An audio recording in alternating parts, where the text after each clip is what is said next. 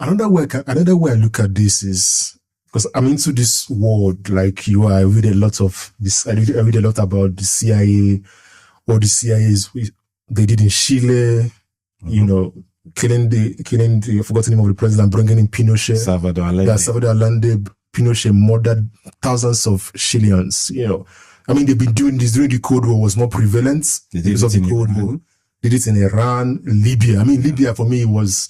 I used to rate Obama, right? Obama for me was back then. Let me use the word. Let me use the word idol. We all did. Yeah. 2008. Who didn't? Exactly. I used to love Obama, but Libya for me was like, how can you as a black African, he's an African, really. Yeah, how can you as a black man destroy an African country? Because Libya, people might say, I'm not just any African country, African country. Exactly. Libya was like the key. Exactly. The man Libya now is gone. Say what you want about Gaddafi. Yes, he was a bad man, but there are so many bad men. Who there is not bad, really. Paul Biya. Exactly, of Cameroon. Paul Biya is probably worse than Gaddafi. Honestly. He has probably killed more people. Honestly. It's ridiculous, right? But for me, that's so there. Theodoro Obiang. Yes. I've Cote d'Ivoire. Right? That's Ivory Coast. Ivory Coast is Equatorial Guinea. Equatorial Guinea, yeah. Even Zimbabwe, the man that just passed a few years ago, Mugabe. There's so many stories like this, but the point my own kind of like another way I can look at it, this is say for example you're the CIA station chief in Nigeria, right? You're in Lagos, Abuja. We'll never know who these people are, but there must be someone from the CIA looking after Nigeria. Probably spoken to him before, and you wouldn't know. But yeah, you or me. Both of us probably have spoken to. Yeah, if you've ever been to the consul general's residence, you've probably spoken. By the way, the military attaché, right? No, all those cultural attachés, yes, secretary, every single person you see, there's a CIA. Of course, I agree. The State Department and the CIA are 6.5 dozen. Of course, they're the same organization. Yeah, true. But for me, and the point I'm trying to make is, I can look at this and say to myself, Africa. You're the CIA station chief in Nigeria. You don't really have much work to do because the people are not capable of organizing themselves. They're not like they don't have a voice, right? I won't say they're not capable. Is that they don't have the consciousness. Exactly. They don't even know who they are. Yeah. If I'm the station chief, I'm like I can write for the next 20 years what Nigeria will be like. Like you have the easier job. You don't even need to go and make this person your agent. You don't need to go and get it just needs a few dollars in your hand. Exactly. Any information you're looking for, you don't need to do more. So that's my own view of if you have $50,000 in cash, you can get information from the president's bedroom. Exactly. And I would imagine, my brother, that even without that, they have things in the sky that listening on every conversation. So they don't need to. That would be a waste of resources. Exactly. So my point is, the point I'm making is that there's really no. Like, why should we even suffer ourselves on trying to get Tinubu? Because we already have Nigeria where we want Nigeria. We know we listen to your calls. I'm sure they are tapped into the NSA's office. I'm sure they are tapped into Asorok. Like you said a few weeks ago, Asorok doesn't even have a radar that can detect. Come on, how can you not have a radar that can detect incoming flights Nigeria, in the seat of power? And that tells you how callous our leaders are. They are so callous. To the point of neglecting their own safety. Exactly. So like for me, as an American CIA guy, I'm like, not that I am, but the point I'm making is if I'm that kind of, I'm like, I don't even suffer for myself. I already know where you guys are gonna be. You guys are not gonna develop in the next 20 years. Because I can see how your country, I can see your rate of consciousness, I can see how you guys think. You're not even gonna be in the serious conversations of how we are gonna push the world forward. But here's the thing. While I agree with that, it's also the case that on some of the occasions when Nigeria has actually been trending generally in the right direction, they have actually intervened. And that's my next question. Why did they hate Jonathan? So I wouldn't say they hated him, but it was a very simple calculation. So I would recommend you read a document called Project for the New American Century. Yeah. This was produced sometime in 1909, I think. Is it David Womsama? Is it the Womsama? Is that the one? I don't remember the name of it. The author. Yeah. It was written by some think tank. Yes. But basically, this was the document that basically has become the bulwark, the backbone of US foreign policy in the 21st century. Yeah. Right. And it's a document that basically does not see the world as a group of multipolar options or different centers that can coexist. It's a document that sees America as the sole hegemon whose job it is to make sure that other people don't ever threaten it. Whatever a threat might be it an economic threat or military, whatever. Now, obviously, we have no military aspirations to like become a threat to America. What's our business with that? As Africans, I mean, we're not, the only wars that Africans fight are wars within Africa. Yeah. Africans don't have any notions of world domination or anything like that. We're not interested in such things, historically and presently. Yeah. The only thing we're really looking for is, it's not even economic dominance we're looking for. We're looking for the basics. We want to have a good life. Yeah. So the Nigerians who move to the UK or Canada or wherever, they're not moving there necessarily so that they can become the prime minister, so that they can become a billionaire. They're moving there so that they can have constant electricity and you know, decent schools for their kids without paying an arm and a leg for it, and decent healthcare.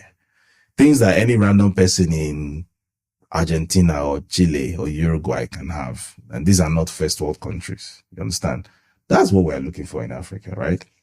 Unfortunately, this project for a new American century document sees everything and everyone as a threat. And over and above seeing everything and everyone as a threat, it has categorized the world into different economic roles, economic and military roles. And the role that Africa has been designated for is that it should be the producer of raw materials, right? That's Africa's role, the supplier of raw materials to the global market. So Africa is the farm and the mine. Asia is the factory. Then America and its European allies are the consumers lounging in their garden, right? That's the model. So any leader whose vision it is to turn an African economy from a mineral exporting economy into an economy that makes stuff. Even if you're not making it for a global market, you're making it for not even an African market, even just for yourself, right? Because there are a lot of things Nigeria has the capacity to manufacture. And I don't mean in the next 10, 20 years. I mean, right now, there's a lot of existing capacity to manufacture stuff that doesn't get used because things are made such that it's artificially much more expensive or much more difficult to produce in Nigeria than it is to import. It's a lot. So I don't know if you have any family members who live in Aba, for example. Friends of mine. That's one of the most industrial cities. Of course. In Nigeria. You can ask them. Right, yeah. And they'll tell you a lot of the reasons, like there is the desire to manufacture a lot of things, and there's the capacity. It exists. It's not as if we need to import one Chinese person to teach us skills transfer. Yeah, a lot of this the skills are already here. But compared to the cost of importing 140 by 20 container from Guangzhou and making it in Aba, it's cheaper to import the container. Because the electricity is more expensive here. The road transport infrastructure is terrible, which adds more to the transport costs. The rail transport infrastructure is non-existent. Obviously, air is prohibitively expensive. So if I'm talking about agriculture, for example, the refrigeration infrastructure doesn't exist. So approximately 50 or 51% of Nigeria's harvest spoil on farm. Wow. Every year. Wow. So approximately half of all the food Nigeria produces never makes it off the farm. Wow. Already. Because basic things like rural roads to evacuate things quickly don't exist. Things like refrigeration facilities to get things from the farm into storage quickly, they don't exist. So guess what? It's cheaper to import food.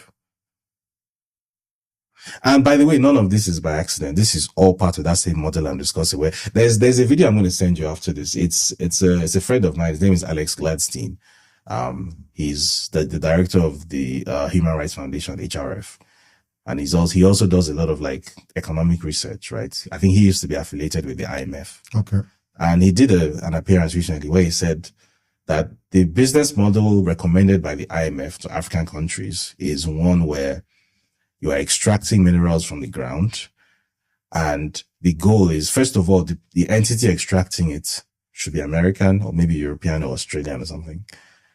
The extraction should be as fast as possible because you want as little benefits as possible to accrue to the local economy. So there's no beneficiation. So if it's crude oil, it's just extract it, which is one of the reasons why, for example, international oil companies in Nigeria love offshore extraction.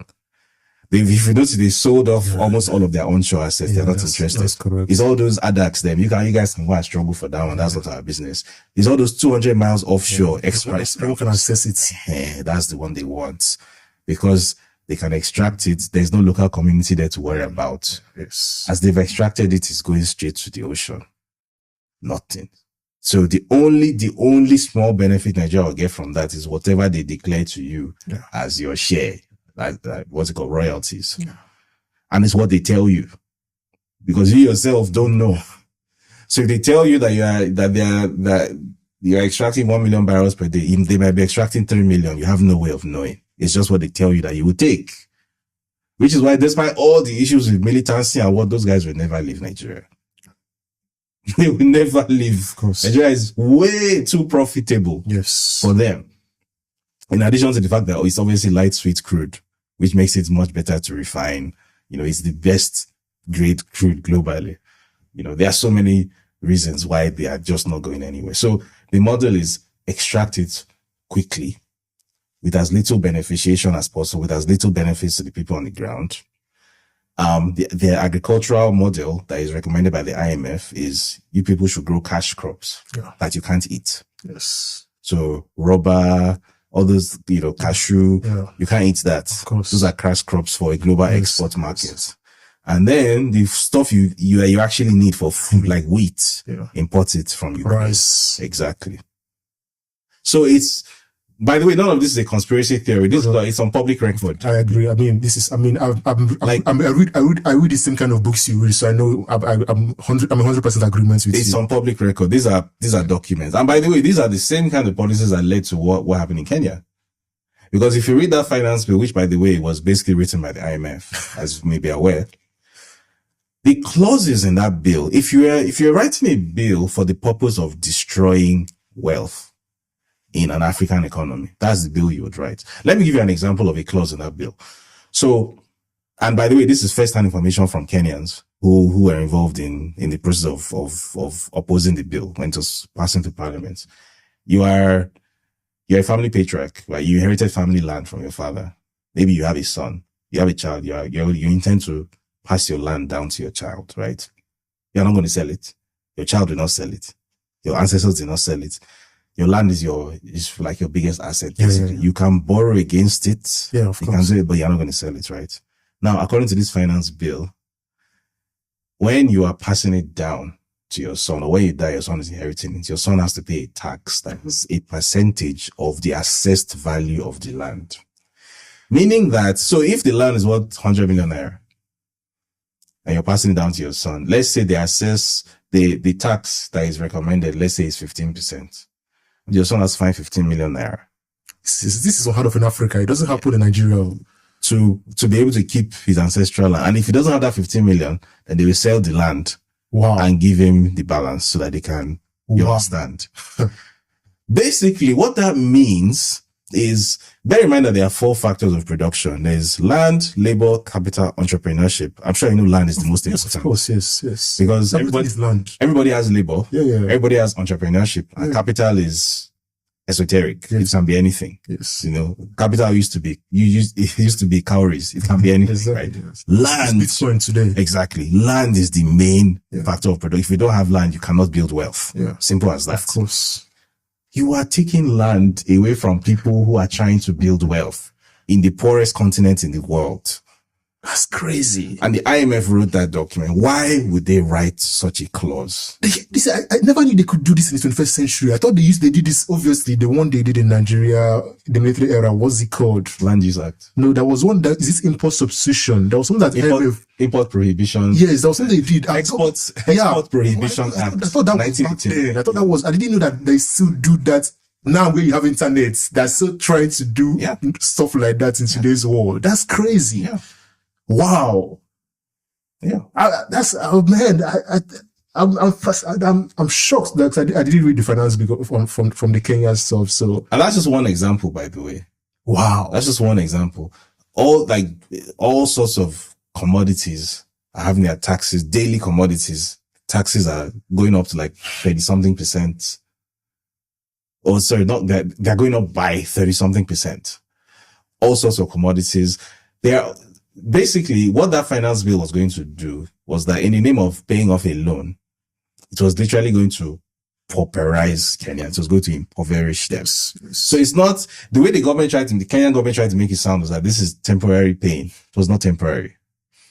It was not temporary. It wasn't like, oh, take this austerity for 2-3 years, then we'll balance our budget. No, it was let people come in and take our assets from us. So basically, we have taken out loans to fund consumption. Now let them come in and take our assets that can generate income. Which, I mean, if you did business studies in secondary school, you never do that. If you have an asset that generates income, you don't sell it to pay off a loan. Of course not. You don't. Yeah. You rather use the income from your assets to pay off the loan. Yeah. And if the speed that the income from the assets is coming in isn't enough to pay off the size of the loan, you renegotiate the terms of the loan. Yeah. Nobody will die.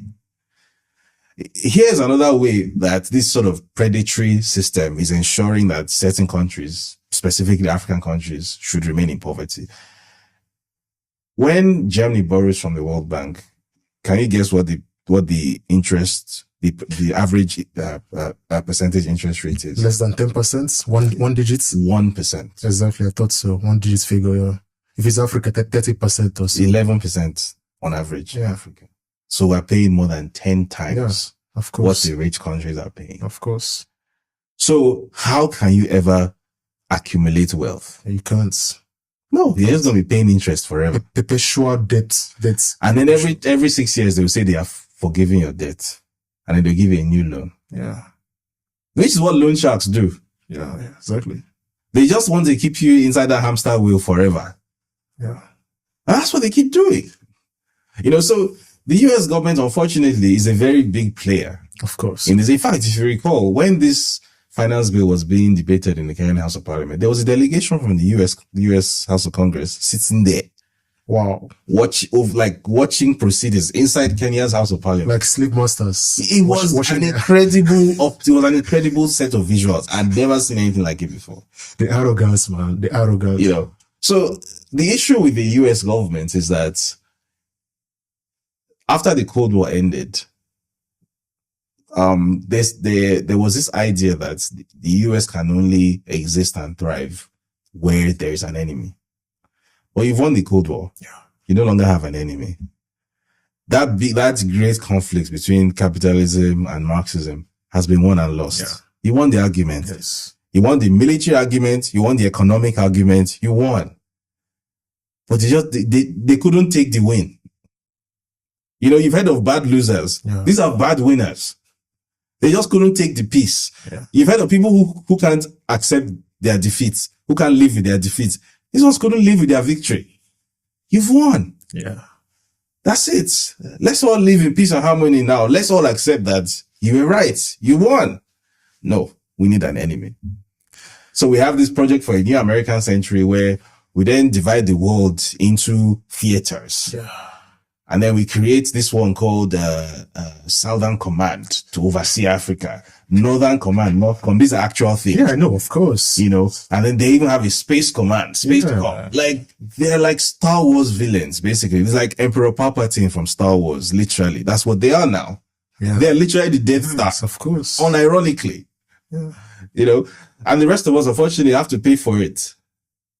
And so this is what Nigeria boils down to, this is what happened in 2015. We had Goodluck Jonathan, I should specify, he was not Lee Kuan Yew. He was not. He was not some charismatic, game-changing. He wasn't. He was just averagely competent. Nothing more. If he sees 2 plus 2, he knows that it's 4. There's no real genius involved in the things he was doing. It's just, okay, so for example, what are the 2 biggest economic centers in Nigeria? They are in the southwest and the southeast. So if you're trying to ensure that goods and services circulate within the Nigerian economy at a greater speed, which increases obviously the rate of economic growth you have in your country, what do? You ensure that the transport links between southeast and southwest become stronger and better. Very simple thing. So the railway master plan, which it was actually a Chinese master plan anyway. So again, it wasn't even Goodluck Jonathan's like genius or something. All he did was that he understood that this makes sense. This master plan makes sense because the existing rail infrastructure in Nigeria that was built by the British was built again to evacuate stuff as quickly as possible and take it to the port. So there was no infrastructure built to grow Nigeria's economy. So what we now know as the Abuja-Kaduna Railway, the Lagos-Ibadan, they are part of that new master plan. And the idea was to link all of Nigeria's major economic centers. So Lagos-Ibadan, then Kano, then the southeast. That was the plan. And, people are looking at moves like this. And then already Nigeria at the time was the world's third fastest growing economy, 7% growth, only behind China and Qatar. If you recall, there was talk about Nigeria being part of a new development bloc called Mint. Mexico, Indonesia, Nigeria, and what was the last one? Turkey. Yeah. So clearly, and then Nigeria had become Africa's largest economy, which was very significant because this was the first time, I believe since 1966, that the largest economy in Africa had been a black-run economy. Because all those years that in South Africa, which is very, very much a white economy. Let's be clear about that. Nigeria, I think it was about, as at 2015, hit $512 billion worth of GDP, 7% economic growth. If that trajectory had been maintained, by now we'll be touching $1 trillion worth of GDP. Wow. By now you wouldn't be here. Correct. Yeah. There would have been so many opportunities. And someone saw that and said, basically, this guy is breaking our model. This is not what countries like Nigeria are supposed to do. Because by growing, you're not just growing Nigeria, you're also growing your neighbors. You're growing Africa. And what that does is that the more you grow, the more energy you require, the less of your energy reserves you are going to export cheaply because you are going to consume it yourself. By the way, it's a very, I think it's called, I don't know if it's called Pareto's principle or something. It's not called Pareto's principle. I forget the exact name of the law, but it's a well-known thing within development economics. The more electricity, the more energy you generate and consume in your economy, the wealthier you are. Yeah. Simple as that.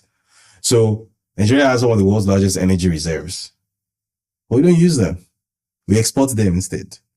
And we export them very cheaply. Because let's be clear about it. That thing people call oil money is a lie. It's very cheap. Right? You make $2 billion from exporting crude oil. But Singapore, which does not have a drop of crude oil anywhere, check how much they make from exporting refined petroleum. Yeah. That's where the real money is. Of course. It's not in exporting raw materials, So the more Nigeria grows, the more this economy needs energy, the more it will stop exporting stuff cheaply because it needs it. And then the more it starts to produce stuff for itself and for its neighbors, who will then need to import from outside less because Nigeria starts to grow a sphere of influence. And then the US now sees that as a military threat. Nobody should have a sphere of influence in this world. Only America should have it. So America should have AFRICOM. By the way, I'm sure you're aware of this. They've been, since the 70s or the 80s, every successive government that comes into Nigeria, a US ambassador goes to him and presents a proposal to site a US military base in Nigeria. Yeah, that's correct. Every successive government. It happened. In fact, when it happened in Yar'Adua's period, the pressure was so high that the VOA actually publicly reported it. Wow. Like, so if you Google, there's a VOA article Yeah. that Yar'Adua rejects Yeah. planned US, because the plan for AFRICOM was that it should be headquartered in Nigeria. Of course, largest population in Africa. Because the idea is that Nigeria could be the largest strategic threat Of course, yeah. to us. Correct as well. So let's neutralize this threat by putting our military base here. Because once they put a military base on your soil, you know, it's not just a military How can you base. be a sovereign country with having foreigners on your soil, having foreign military personnel on your soil? You're not sovereign at that point. You can't be sovereign. And you know, Germany isn't sovereign. You have an American no base. no arguments from me there. No arguments from me there. How can you be a sovereign country when you have a foreign military occupying a part of your country in a military No base? arguments from me Look there. at Qatar. Can you say Qatar is a sovereign? It's not possible. Because you cannot carry a Nigerian military and say you want to go to the US and put a base on US soil. Come on. Yeah. They will look at you like you're insane. But somehow, it's perfectly fine for them to come to your country and site a base. Yeah. And you know, it's never just a base. Yeah, of course. Military intelligence collection. There's going to be so many things. You know, Niger, Mali, they made that mistake. And you can see how difficult it is for them to get rid of these people now. Because once they're in, before you can get rid, and even after they've left, they never actually leave. Yeah, of course. There are always all sorts of manipulating things that they've left on the ground, booby traps that you don't even know about, you know. So that's basically was Goodluck Jonathan's offense. He didn't do anything. Again, as I have to stress, he was not Lee Kuan Yew. Yeah. You know, it's just that he was averagely competent. And in the American worldview, a Nigerian president cannot be averagely competent. A Nigerian president has to be Buhari or Tinubu. That they love. If you recall, throughout 8 years of Buhari, did you ever see the US adopt any kind of hardline position toward Nigeria? None. Even when NSAS happened, none. They rolled out the red carpet for him. Yeah. Was there ever like a proper state visit from the US to like Goodluck Jonathan? Nah. Even I remember John Kerry visited Nigeria and he was Secretary of State in 2014. He did not see the president. And he went to meet with northern governors. Okay, so yeah, that's correct. Yeah, that's correct. That was one of the biggest statements of intent that you've ever seen. Yeah. Right? But Buhari got an audience with Trump. Yeah, I remember that visit. Yeah. Trump apparently, allegedly was like, don't ever bring this man to me again. I don't know whether that's true, but I read it. I read that as a name. Buhari got an audience with Trump. Jonathan never did. I agree. Yeah. Tinubu has been able to, I mean, maybe they don't want to be seen with him publicly. I don't know. But at a point, there was a plan for them to. This man came to visit him now, Blinken. Blinken was in Abuja a few months ago. Yeah, the Secretary of State has visited him. Yes. Tinubu himself was actually supposed to meet with Biden I think at the UN General Assembly before they cancelled it at the last minute. Okay. I think because of optics. And yeah, Jonathan never got that. He never got that. What does that tell you? Of course, yeah. That means that they approve of a certain type of leader. Yeah. And they disapprove of another type. So what's the difference between Jonathan type and the Buhari type? Who was better for Nigeria? Yeah. Who did they approve of? It's just math. Of course. It's a very simple calculation. Yeah. I mean, for me, I used to naively or stupidly think that it had to do with the homosexual bill. They couldn't. Yeah, exactly. I've grown a lot since then, and I used to naively think that was the reason. But I mean, hearing you say this one, and with books I've read, I'm like, of course, that's the reason.